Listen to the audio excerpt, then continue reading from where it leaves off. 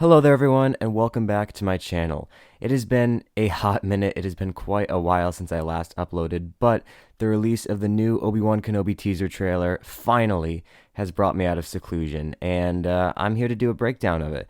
I'm going to try not to waste any time and just get straight to it, and I'll let you guys know right off the bat that this video isn't scripted. This is just going to be me more rambling about what I think of the trailer and things that I noticed. So if you're into that type of thing, feel free to stay tuned and watch all the way through. But yeah, thank you to begin with for clicking on the video. I hope you guys enjoy. And obviously, us Star Wars fans have been waiting so long to see this Kenobi series happen. We've been clamoring for a trailer for months now, and now it's finally here. So without further ado, let's get into it. The start of the trailer is perfect. It gives us a great reintroduction to Ewan as Obi-Wan. We see him in the distance traversing the desert landscape of Tatooine, riding his Eopie, which is the same creature he had with him at the end of episode 3. And then we see him walking through a settlement of some kind, which I can only assume is Mos Eisley, given that Mos Eisley is fairly close to Luke's homestead, and that would just seem to make the most sense. It could be a different town, who knows? But either way, we see him, walking through this town. The sets look just as good as they did in Mandalorian and Book of Boba Fett. I know people are kind of sick at seeing Tatooine at this point, but the production quality has been kept up, and it still feels very authentic to the Tatooine that we've always known. So that's something that I definitely appreciate. We see Obi working some kind of a job. It seems like he's putting something together on an assembly line, maybe, which is interesting. And it's funny because it didn't even occur to me that Obi-Wan would have to make a living when he's on Tatooine. I think most fans always just thought his main responsibility would be looking after Luke, which of course it is, but obviously to blend in and to make a living for himself, he would have to find work of some kind. So I'm interested to see that dynamic of this series. It's something that didn't even really occur to me before now, but I think it should be really cool. And then we get to hear Ewan's voice for the first time as Obi again. He says, "The fight is done. We lost." And firstly, just hearing his voice, it's so funny because we've known that this was going to be happening for years.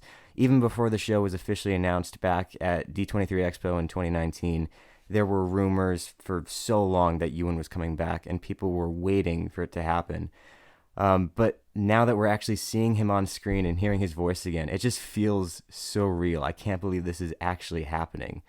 But I love this line of dialogue he gives here because it really sets up where he's at as a character. He's a broken man. He's depressed. He feels responsible in large part for the fall of the Jedi Order and Anakin's turn to the dark side. He feels like he failed. And I think that's where we're going to start with him at the beginning of this series. Ewan McGregor has said as much. And this line of dialogue perfectly encapsulates that. The main thing that's interesting to me is to think about who is he talking to when he says this, unless he's just self-reflecting, but it does sound like he's addressing someone else. I think he could very well be speaking with Qui-Gon's Force Ghost. That's something that I think needs to happen in the series. I think Liam Neeson needs to return, and you need to have scenes between him and Obi-Wan just communing in the cave, because obviously that was a major setup in Revenge of the Sith. Yoda telling Obi-Wan that he would teach him how to commune with Qui-Gon in the afterlife. And I think that's a huge missed opportunity if you don't bring him back. So I think he very well could be addressing Qui-Gon here, but either way, this is a great line of dialogue and a perfect way to reintroduce us to Obi-Wan's character in this trailer. We see Obi-Wan overlooking the Lars homestead from afar, obviously serving his purpose on Tatooine by watching over Luke and Owen and Beru. And I honestly really like this shot because it sets up the fact that, not only is Obi-Wan fulfilling his mission of watching over Luke and protecting him, but he's doing it from afar. Because for those who don't know, Obi-Wan and Owen get to a point where they kind of come to a head. Owen doesn't want Obi-Wan anywhere near Luke because he thinks his very presence as a Jedi endangers him. He thinks, Obi-Wan risks drawing Imperial attention, and therefore he thinks it's safer for him to stay away. In other words, he's doing more bad than he is good. So I really like here that we see him kind of taking on the role of a protector and of a guardian, but from a distance. Because that kind of sets up this dynamic, which I think we will definitely see in the show. And then I have to mention the music is absolutely fantastic during these couple of opening shots. The swelling of this version of Battle of the Heroes is so great, and the fact that they use prequel music and continue to do so throughout the trailer really solidifies that this is for the prequel fans. This is what we've been waiting for. This is a continuation of our version of Star Wars, and it communicates that they're going all out. They're not pulling any punches, and I'm so happy that we've gotten to a point now where Disney is actively acknowledging the prequels and expanding on the stories and characters. We then hear Obi-Wan's dialogue continue as he says, "Stay hidden," and this is why I think he may very well be addressing someone else when he's talking about how the Jedi lost the fight. It could be, some sort of a new Padawan or Jedi that survived Order 66, a character we haven't seen before that plays a role in this series. I know some of the leaks and rumors have touched on that, and granted, I haven't looked into that in full detail because I don't want to be spoiled. But I definitely think there's a good chance he's addressing someone with this line of dialogue, and I'm curious to see who it is. Again, it could be Qui-Gon, it could be someone else, but either way, this is our first up-close look of Ewan McGregor back as Obi-Wan, and it's surreal. It's just, I still cannot believe this is happening.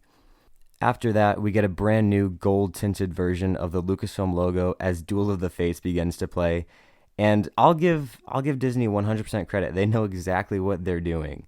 They know that they're reeling in prequel fans like myself by using the respective soundtracks that they chose for this trailer. They're relying on that nostalgia factor, but it absolutely 100% worked. And it got me incredibly hyped, even beyond what we actually see in the trailer. The music alone, I've listened to it back in isolation like probably 20 times by now, so I just had to make a point of saying that. The camera pans over a vast ocean planet as we follow a ship of some kind, and I can only assume that this is one of the Inquisitors' ships. As far as I know, this is a class of ship we haven't seen before. I don't remember it popping up in Rebels, if it did, or if this is a model that has already been introduced in canon. You guys can feel free to correct me down in the comments below. But obviously the reason we know that this is almost definitely an Inquisitor ship is because we pan up and we see the structure that is Fortress Inquisitorius from Jedi Fallen Order. And this is just awesome. The fact that we have a location that was originally introduced in a Star Wars video game now being used in a live action project like this is just so cool. And it looks great. I mean, just looking at this shot alone, you can tell that they went all out on the budget for this series. They're taking this really seriously, and they're not pulling any punches again. And that just has me super excited. And then we get narration saying the key to hunting Jedi is patience. And this character is revealed to be none other than the Grand Inquisitor. We get our first look at him in live action, and we get to see how he translates. And firstly, let me just say that I love the fact that Lucasfilm is continuing this trend of bringing characters in from animation into the live action series. I mean, just within the first minute of this trailer, we have a location originally created for a video game and now a character from one of the animated series. And it's just so cool to see them pulling from different parts of Star Wars media and bringing it all together. But as cool as it is to incorporate this character here, the main point of controversy within this trailer has without a doubt been how the Grand Inquisitor looks. Firstly, I do think it's odd that they didn't recast Jason Isaacs to play the character in live action. Obviously, he was the one who did the voice in Rebels, and I thought he did a great job. I thought I think he could very well look the part of the character in live action. And he said that he would be willing to do it, but obviously it's too late now. For whatever reason, they decided to go with Rupert Friend. And he seems like he'll do a good job. I do wish his voice was a little deeper. But the actual prosthetics and the makeup, obviously, although they look good for what they are, it doesn't look completely 100% on point. I think the face needs to be narrower, the forehead needs to be bigger, and obviously the eyes need to be yellow, which is what everyone has been saying.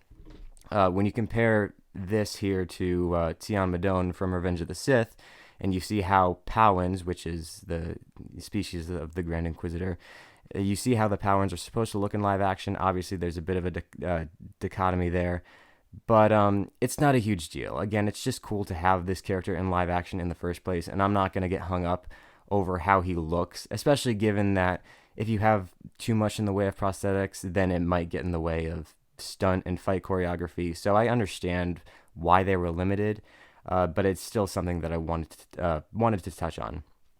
And obviously here you can see that he's on Tatooine confronting presumably some sort of resident or citizen of Mos Eisley, again, assuming that this is Mos Eisley. You can also see the fifth brother in the background, as well as the third sister, aka Reva, who is a new Inquisitor being introduced in this series for the first time.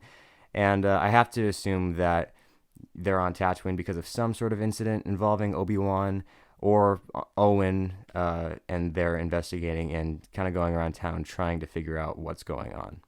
We then get a shot of a train traveling across the Tatooine desert landscape, and this vehicle is very similar to the one that we saw in episode 2 of the Book of Boba Fett that was used by the Pikes, which is interesting. I like the fact that they're maintaining that continuity.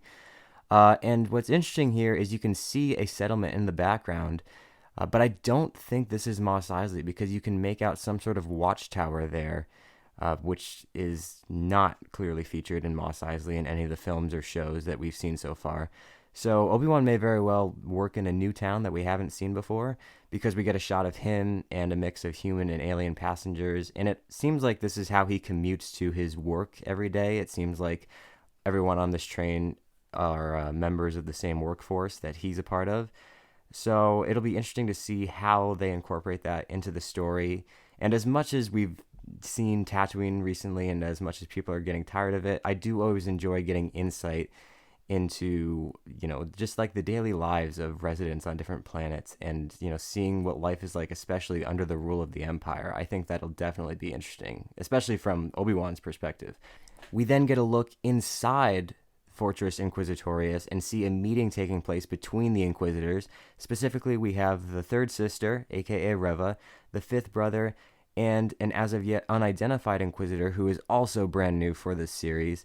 And she definitely seems like an alien species of some kind. It almost looks like she has short head tails, which makes me think she might be a Thalothian, Adigalia species. Adigalia, for those who don't know, is a Jedi from the Clone Wars. But it's hard to tell. Either way, she's a new character, so it'll be interesting to see how she plays into things. But I love the look of this shot. They recreated the interior of the fortress perfectly from Fallen Order. It looks great. And I also love the fact that there are stormtroopers standing guard at the door. This just feels like peak Imperial era. This is the Empire at the height of its power, which I think is going to be one of the most exciting aspects of this series. What's interesting here is the fact that Reva is standing while the other two Inquisitors are sitting, makes it out to be like she might be reporting back to them about some sort of discovery she's made on Tatooine, and that's what then prompts a team of Inquisitors led by the Grand Inquisitor to go and investigate whatever incident might be directly or indirectly related to Obi-Wan in some way. We then cut back to Tatooine and get a glimpse of what seems to be a public execution, and this to me really drives home the dark tone that I think a lot of us are expecting with this series, and I really hope they aren't afraid to kind of show that side of the Empire. I mean, this is a dark time for Obi-Wan and any and all Jedi, because this shows presumably what the Inquisitors are willing to do in order to accomplish their goal. The fact that they make a public display out of executing someone who maybe was indirectly related to Obi-Wan or Owen Lars in some way, or maybe it was just a random citizen caught in the wrong place at the wrong time, but either way, they make an example out of this person, whoever they are, in order to show what will happen to those who are willing to withhold information in order to protect Jedi fugitives. And honestly, I'm really excited to see that kind of darker side of the story and where they're willing to go with it. We get an up-close look of Reva, played by Moses Ingram, as she faces a crowd of Tatooine civilians who almost seem like they've been lined up for the Inquisitor's investigation. She holds out her lightsaber as if to threaten individual members of the crowd, and then she turns directly to face Owen Lars, played once again by Joel Edgerton, reprising his role from episodes 2 and 3. And this, I think, is one aspect of the series that a lot of people are interested to see. And it has some people worried because the fact that the Inquisitors are on Tatooine and the threat of Obi-Wan and Luke is right under their nose. I mean, obviously, Obi-Wan and Luke can't be found out on Tatooine, neither can Owen.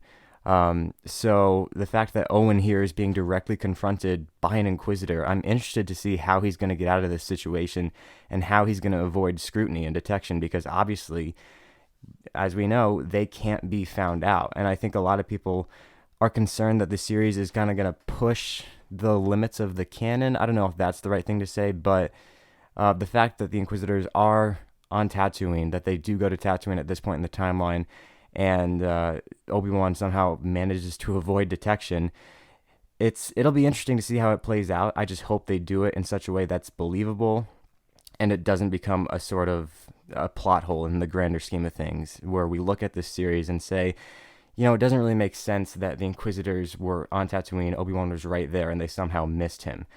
So again, just seeing Owen here and the look of uneasiness on his face, because he's hiding in plain sight. And I imagine that the crowd here had to have been summoned for the Inquisitors' investigation, because otherwise, why would Owen be here? So yeah, I'm definitely interested to see how that all plays out, and I hope they do it in such a way that feels natural in terms of the story, if that makes sense. And as this is going on, we hear the Grand Inquisitor's narration continue as he says, "Jedi cannot help what they are.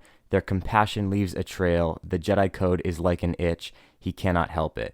And I really like this idea that even though the Jedi know they're supposed to be keeping a low profile, Obi-Wan especially, they can't help but attract the attention of the Empire because they have to go out of their way to help other people. That is the Jedi way. They stick their neck out for others, kind of like what happens with Cal in Fallen Order. He reveals himself as a Force user in order to save someone else. And I think we may very well see something similar happen with Obi-Wan in this series, and that's why the Inquisitors have been drawn to Tatooine in the first place. And again, this idea touches on this idea as a whole is kind of a reason for as to why there is conflict between Obi-Wan and Owen. Owen sees Obi-Wan as more of a threat than a source of protection because his very presence as a Jedi jeopardizes him and his family, and of course, especially Luke. So I think that's a really great idea that the series is going to touch on, the idea that, the Jedi can't help but stand out because of their selflessness, because of their nobility, and they're going out of their way to help others. And this is just the perfect monologue to have going over the trailer, and to have the Grand Inquisitor delivering it, I think is great. We see Reva again on a different planet this time, and this is a new location called Daiyu. And I love the look of this. Honestly, this has me really excited because one of my biggest complaints about Disney Star Wars in general has been just the reuse of desert and forest environments for planets, which over time just gets really boring. I've really wanted to see more urban planets like this, and it's so great to see that we're getting it with this series. And it looks fantastic. Like, the set design and everything here looks on point. Like, again, it looks like a movie. The fact that this is a TV show blows my mind. You can tell they're not pulling any punches with the budget. It feels really reminiscent of the underworld levels on Coruscant, which I love. The fact that you have the big neon Arabesh signs, it feels like a nightclub district. And it's just great. I'm excited to see how they utilize this location.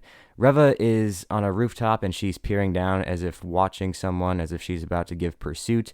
We then cut back to Tatooine and see the Inquisitor's ship that we saw earlier landing at Fortress Inquisitorius, now landing on Tatooine. We get a brief glimpse of a brand new Imperial officer, also presumably on Tatooine. And then we cut back to Daiyu to see this as of yet unidentified Inquisitor as she walks along a line of civilians. Again, it seems like these people have been lined up for the Inquisitor's investigation, and supposedly they're being questioned about Obi-Wan or some other Jedi's whereabouts. Obi-Wan is then shown wandering through the crowd, fully cloaked, as he tries to keep a low profile and watches from a distance.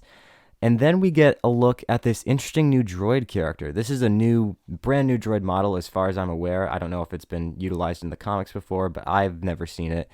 It did strike me as being pretty similar to the KX series model, which is the type of droid that K2SO is, for those who don't know. Just in terms of like how the face looks and the shape of the body, and also how tall it is. But I'm not entirely certain that this is an Imperial droid. It seems to be standing off with the Stormtrooper here. And also the coloring isn't really indicative of it being Imperial. What's interesting is that it has an Arabesh designation on its chest that translates to NED, so I'm not sure what that might stand for, but that's just a small detail to point out. We see a Stormtrooper grasping something, and it's unclear as to whether or not this is the same scene where he's standing in front of the droid. And honestly, this seems like a weird thing to make a big deal out of because it's just an up close shot of a stormtrooper holding something, but it's a weird angle and you can't really tell what it is. It doesn't really look like a blaster. It looks like it might be a scanning device of some kind. I don't know, hard to tell, but I thought it was worth mentioning. We cut back to Reva as she leaps across rooftops. Again, presumably this will be part of some sort of chase sequence, which I'm actually really excited about because it's always cool to get force parkour action, so that'll definitely be fun. And then we get another up close look at the Grand Inquisitor as he confronts someone on Daiyu. He asks angrily, "Where is he?" And he activates his lightsaber, and we see the spinning mechanism for the first time, which looks really cool. And it's unclear, obviously, as to who he's talking to. Some people think that this could be a clone because they think the back of the head looks like the back of Tamara Morrison's head. I think that might be a little bit of a stretch. Chances are it's just some new character that'll have some ties or some knowledge as to where Obi-Wan is. But either way, this is a really cool scene, and I love how the music continuously ramps up and builds to this midpoint in the trailer and kind of segues into the final act of the trailer. You have the Grand Inquisitor's monologue as he's talking about the Jedi, and then it concludes by him asking, "Where is he?" And you just kind of feel the intensity rise. I love the fact that this is really going to focus on the hunt for Obi-Wan, again, emphasizing that sense of hopelessness, that sense of darkness. The music then transitions from Duel of the Fates to Battle of the Heroes, and again, I can't stress enough, the use of the prequel music in this trailer is just so great, and it drives home the point. Again, this is the true sequel to Revenge of the Sith that we've been waiting for. I mean, obviously, we've always had A New Hope, but this is a direct continuation with the same actors, those same characters, and it's going to be, I think, a perfect bridge between episodes 3 and 4 for Obi-Wan and Anakin's characters, and that's what I'm most excited for.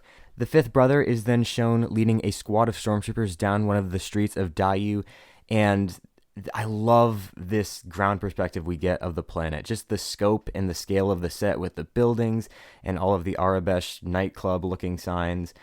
I just cannot wait to see how this planet is utilized. Again, this is what I feel has been lacking from Disney Star Wars over the past couple of years, are these more urban, technologically advanced environments. And it just looks so good.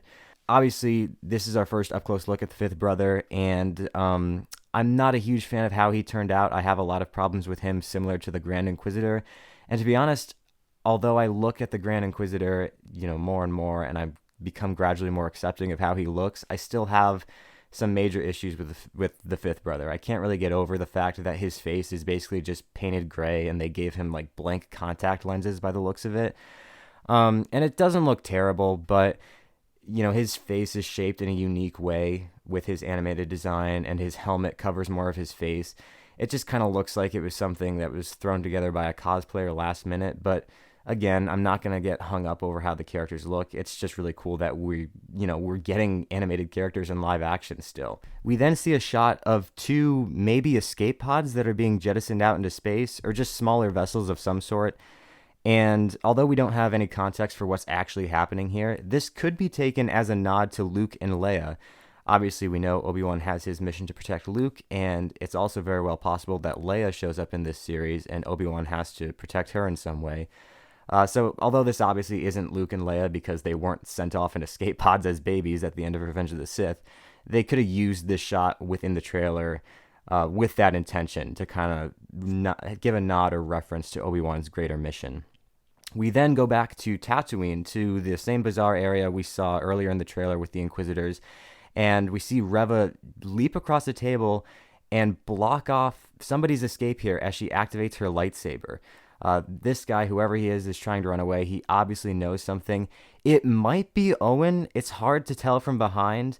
It looks similar to his haircut and what he's wearing earlier in the trailer. This could just be another, a look-alike from behind, a random Tatooine resident who's tied in some way to Obi-Wan. But this is definitely, again, setting up some pretty intense sequences with the Inquisitors, and I'm excited to see what they're going to do. This next shot has a really cool small detail that I haven't seen a lot of people talk about.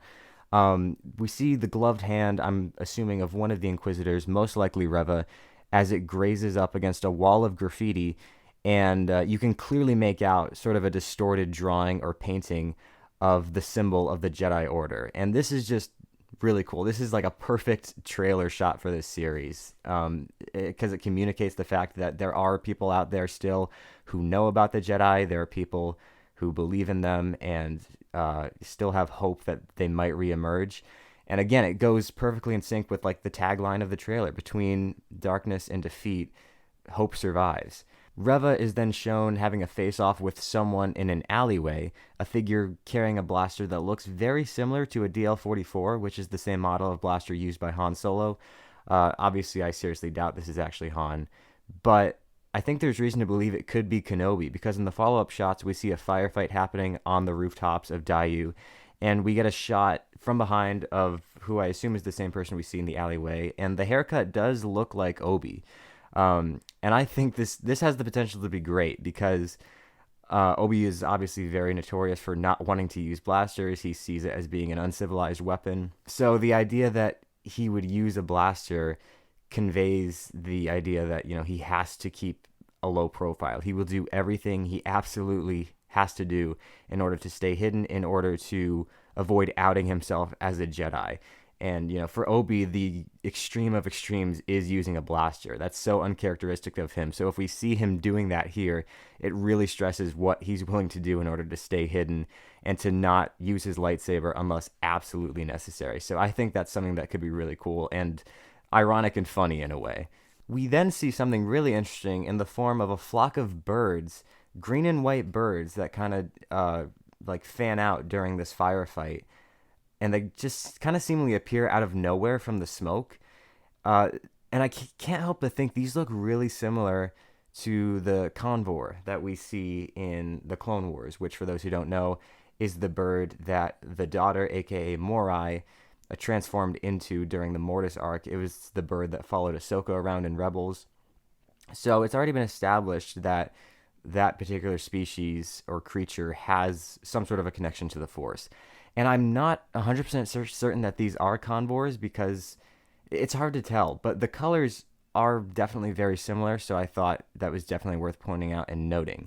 And then for the final shot, after all of the action set pieces and crazy characters that are shown throughout the trailer, we come back around to Obi-Wan, a very simple up-close shot where he has a grim look on his face, and then we cut to the title card while we hear Vader's breathing. And I have to say, while watching the trailer, part of me was hoping that Vader would show up because obviously it would have been cool. But in the end, I'm glad they didn't actually show him. I think this was the perfect way to kind of make his presence be known. You know, for more casual fans, this is a way of letting them know Vader will be in the series while not necessarily spoiling anything about his appearance. And I think that's really all you needed. I mean, part of me was hoping to get a glimpse of him, but the breathing in itself got me super excited. Overall, this was a fantastic teaser, and I definitely think it was worth the wait. Something interesting that I wanted to note is the fact that I don't even know if Obi-Wan has the most screen time in this trailer, which I found to be really interesting. It almost seems like it focuses more on the hunt for Obi-Wan than it does Obi-Wan himself. And I think they're obviously being very careful about what they show. You know, they don't want to spoil anything. They don't want to give anything away, especially because there's so much anticipation as is. They know they only need to show so much in order to sell the show. And that's not my way of saying, obviously, Obi-Wan's going to be the main character. I don't think it'll be a situation like Boba Fett where he barely has any screen time in 2 episodes or whatnot. But I just think they're playing things very close to the chest, and they're being selective about what they show. And I think showcasing the Inquisitors as a main center part of the story is obviously very intentional because, yes, this is Obi-Wan's show, but it's also very much about the Empire and the hunt for the remaining Jedi. So I think that was an interesting way to kind of approach this trailer, but I think it worked, and I'm definitely looking forward to seeing more. At this point, we don't even need another trailer. I'm not sure if we'll get one, but I'm fully on board already, and I absolutely cannot wait until May 25th. Anyways, guys, that's going to do it. That is my breakdown / analysis / thoughts on the Obi-Wan Kenobi teaser trailer. I hope you guys enjoyed it. Once again, this is more of just an unscripted video. This is just meant for me to kind of ramble and give my thoughts on, you know, what I saw and what I personally made of the trailer itself. So if you sat through the entire thing and if you made it this far, hopefully you enjoyed. Thank you so much. I really appreciate it. I'm really hoping to put out more videos soon. I really do want to get back into producing content on a regular basis again. It's been something that I've been struggling with, but it's something I definitely enjoy doing, and it's something I for sure want to commit to. And I most certainly plan on doing reviews of the series when it comes out, so hopefully that ends up happening. But yeah, in the meantime, I absolutely cannot wait for this series. If you guys enjoyed the video, please be sure to give it a thumbs up and subscribe if you aren't already. And yeah, with that being said, thank you all so much for watching. May the Force be with you, and I will see you next time.